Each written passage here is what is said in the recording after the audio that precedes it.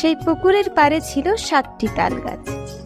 লোকে বলে সেই 7টি গাছে থাকতো নাকি 7টি ভূত।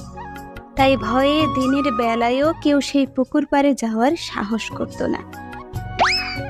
একদিন অমৃতা তার বউকে বলল, আচ্ছা মালা, নদীতে তো অনেকদিন কোনো মাছ পাই না, তাই ভাবছি বড়শিটা নিয়ে তালতলার পুকুরে একবার যাব, যদি কিছু পাই। হ্যাঁ, এত জায়গা থাকতে ওই ভুতুরে পুকুরে যাবে মাছ ধরতে? যদি কিছু একটা অঘটন ঘটে যায়? আরে কিছু হবে না, ভূত বলি আসলে কি কিছু আছে নাকি? ওসব মানুষের রটানো গুজব। সত্যি সত্যিই যদি ভূত থাকতো তাহলে তো কবেই আমার ঘাটটা মটকে দিত।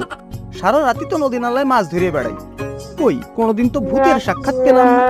তোমার সাথে কথায় আমি পারবো না, যাচ্ছ যাও, কিন্তু ভূতে যদি তোমায় ধরে তাহলে ওঝা যে আমি ডাকতে যেতে পারবো না, সেও আমি আগে ভাগেই বলে রাখলো। সব কিছুতেই তোমার শুধু বাড়াবাড়ি। তোমার সাথে বক বক করার সময় আমার নাই। এক্ষুনি না বেরোতে পারলে ফিরতে ফিরতে আবার রাত হয়ে যাবে।